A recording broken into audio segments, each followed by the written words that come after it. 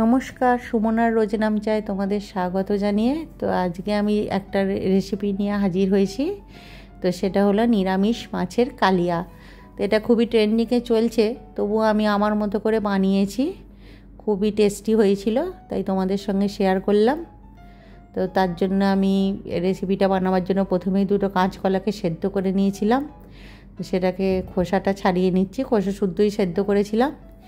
এবার দেখছি half piece মতো আলু, মানে এটা কাঁচকলার সঙ্গে আলুটা পরিমাণ মতো দিতে হবে যতটা তুমি বানাতে চাইবে। এবার দেখছি হলুদ গুঁড়ো, লঙ্কা গুঁড়ো, নুন, একটু গরম মশলা গুঁড়ো, একটু জিরে গুঁড়ো, একটু আদা বাটা, আর দেবো একটু চালের গুঁড়ো আর একটু বেসন। মানে চালের গুঁড়ো আর বেসনের পরিমাণটা প্রায় সমান সমান দিলেই ভালো হবে, একটু মচমচে হবে।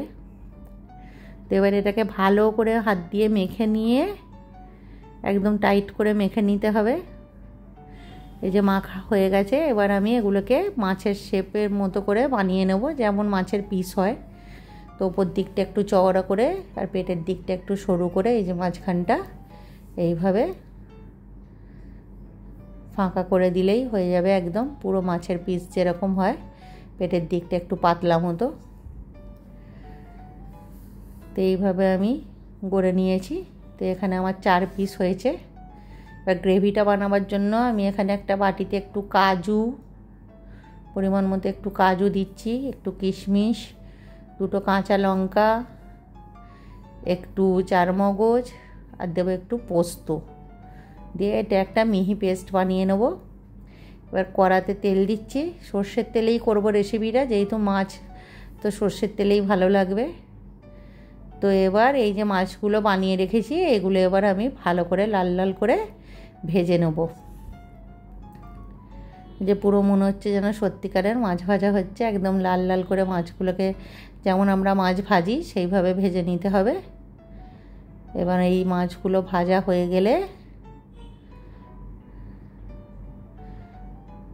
যে মাছগুলো ভাজা হয়ে গেলে এবার আমি এর মধ্যে গ্রেভিটা বানাবার জন্য প্রথমেই দিচ্ছি একটু জিরে, শুকনো লঙ্কা দেবো একটা, আর দেবো একটা তেজপাতা ফোড়ন দিয়ে, এবার একটা টমেটোকে আমি মিহি করে বেটে রেখেছিলাম, তো সেইটা আমি আগে দিয়ে দিলাম তেলের মধ্যে। এবার দিচ্ছি একটু আদা বাটা, তারপরে দেবো একটু হলুদ গুঁড়ো। এই সময় গ্যাসের ফ্লেমটা লোতে রেখেছি। দিচ্ছি একটু জিরে গুঁড়ো, একটু নুন, পরিমাণ মতো নুন, আর দেবো একটু চিনি, যেহেতু এটা নিরামিষ রান্না তাই একটু চিনি দিলাম। দিয়ে এবার দিচ্ছি একটু কাশ্মীরি লঙ্কার গুঁড়ো, কালারের জন্য দিচ্ছি।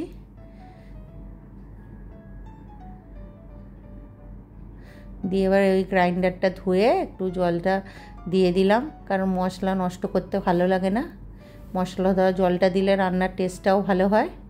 এবার আমি ওই যে কাজু কিশমিশের যে পেস্টটা বানিয়ে রেখেছিলাম সেটা দিয়ে দিলাম। দিয়ে এবার মশলাটা খুব ভালো করে কষতে হবে।